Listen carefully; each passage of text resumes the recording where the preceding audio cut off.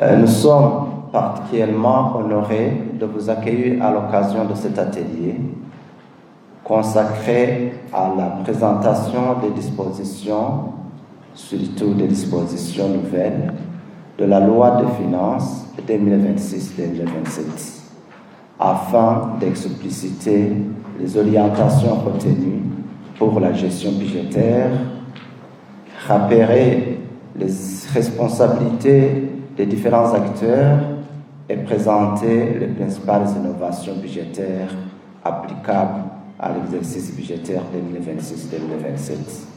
Votre présence massive témoigne de votre et de notre engagement commun à œuvrer pour un avenir prospère de notre pays, étant donné que vous constituez des acteurs clés appelés à une mise en œuvre de cette loi de finances de façon efficace, efficiente et transparente. Mesdames et Messieurs, notre pays est engagé dans une profonde transformation économique, guidée par Son Excellence, Monsieur le Président de la République, le Général-Major Évariste Ndayishimiye. Et cela à travers une vision Burundi pays émergent en 2040 et pays développé en 2060. Cette ambition est mise en œuvre à travers les priorités nationales qui sont inscrites dans le plan national de développement révisé 2018-2027.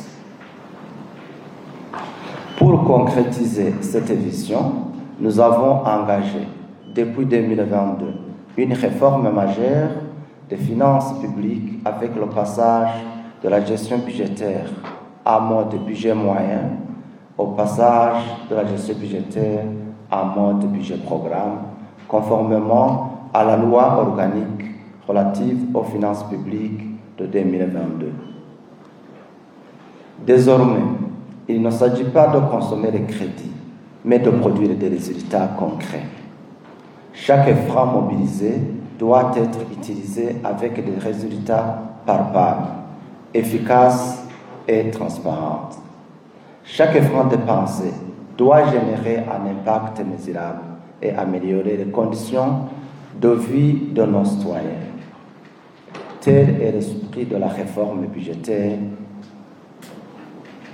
que nous sommes en train de piloter.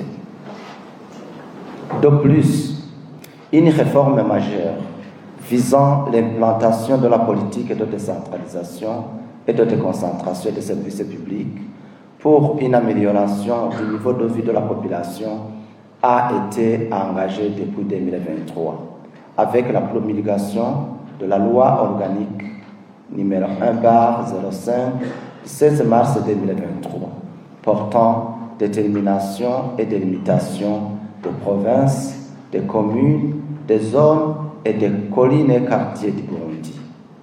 Cela a fait passer les provinces de 18 à 5, les communes de 119 à 42, les zones à 451 et les collines et quartiers de 210 à 3044.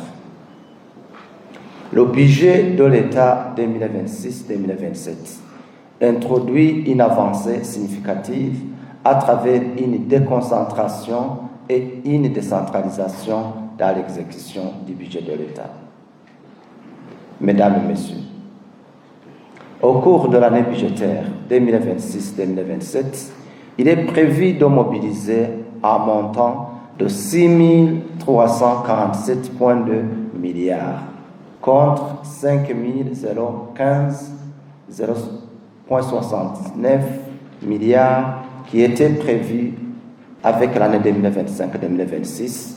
Donc, nous avons une augmentation d'à peu près 27,5%. Pour atteindre cet objectif, le gouvernement renforce ses stratégies de mobilisation des ressources intérieures à travers la continuité de la modernisation de l'administration fiscale, dont la digitalisation des services de collecte des recettes, l'optimisation des recettes à travers l'élargissement de l'assiette fiscale et le changement du taux d'imposition, et la lutte contre la fraude et la contrebande et le recouvrement des créances. Au cours de l'exercice 2026-2027, il est prévu de dépenser 6 732,1 milliards contre 5 351,4 milliards qui étaient prévus pour l'année 2025-2026, soit une augmentation de 25%, c'est-à-dire un quart du budget de cette année qui vient de s'écouler. Cette année budgétaire marque le début effectif de l'opérationnalisation de la décentralisation et de la déconcentration des services publics et de l'exécution budgétaire afin de rapprocher davantage l'administration au service de la population et de renforcer le développement intégral sur tout le territoire national. Le budget promulgué au 30 juin 2026 présente un déficit de 387,9 milliards, reflétant notre quête d'un équilibre prudent entre l'investissement dans nos priorités et la préservation de notre soutenabilité budgétaire. Ce budget n'est pas une simple collection de chiffres. Il traduit le financement des priorités du Plan national de développement aligné sur la vision et constitue l'instrument de mise en œuvre de nos politiques publiques et stratégies sectorielles, ainsi qu'un levier pour accélérer notre marche vers l'émergence. À cette fin, les activités prioritaires ont été rattachées aux actions des programmes budgétaires. Les ressources ont été ainsi ventilées autour des programmes, chacun assorti d'objectifs précis, d'indicateurs de performance permettant de mesurer les résultats obtenus à travers un plan annuel de performance et des rapports annuels de performance. Mesdames, Messieurs, la réforme des finances publiques est un processus progressif qui exige de la constance, de la rigueur et une mobilisation permanente de l'ensemble des acteurs. L'exercice budgétaire précédent nous a permis d'enregistrer des avancées significatives dans la mise en œuvre du budget programme. Toutefois, il a également mis en évidence un certain nombre de défis qu'il nous appartient de relever collectivement afin de consolider les acquis de cette réforme. Mesdames, Messieurs, conscient de ces défis, le gouvernement entend poursuivre avec détermination des réformes engagées afin de renforcer la discipline budgétaire dans la gestion des finances publiques, dans le respect des principes de bonne gouvernance, de transparence, de responsabilité et de performance.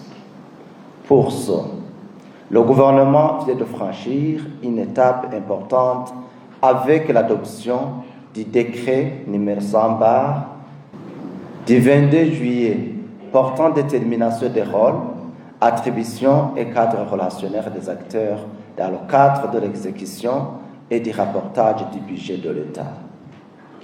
Ce décret va beaucoup plus nous occuper au cours de ces 2 jours.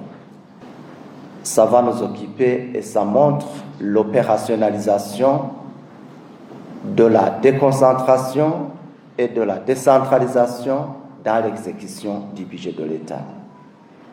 Vous allez le découvrir.